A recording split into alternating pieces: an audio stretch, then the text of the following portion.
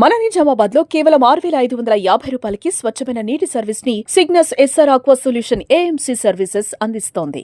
కామారెడ్డి శాసనసభ్యులు వెంకటరమణారెడ్డి గారు మరి ఓడిపోయిన వ్యక్తి, పారిపోయిన వ్యక్తి అని చెప్పేసి సంబోధించడం మరి ఒక శాసన సభ్యునిగా అది ఖండించాలా?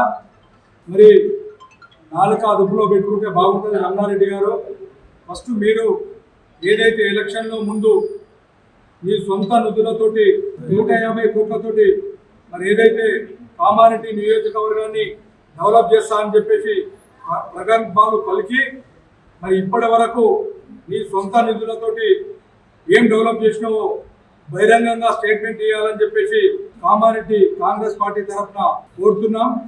మరి అదేవిధంగా నువ్వు ఏదైతే కాలేజీ ల్యాండ్స్ ఏవైతే ఉన్నాయో దాన్ని కూడా చర్చకు తీసుకురావాలి.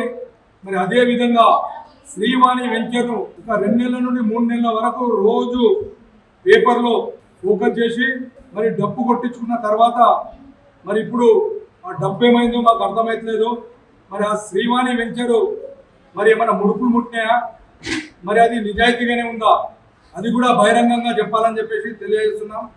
మరి నీకు దమ్ము ధైర్యం ఉంటే మరి నువ్వు నిజాయితీ పని అని అంటున్నావు కదా, మరి ఈ యొక్క 15 నెలల్లో నువ్వు చేసిన డెవలప్మెంట్ ప్రజలందరికీ తెలుసు.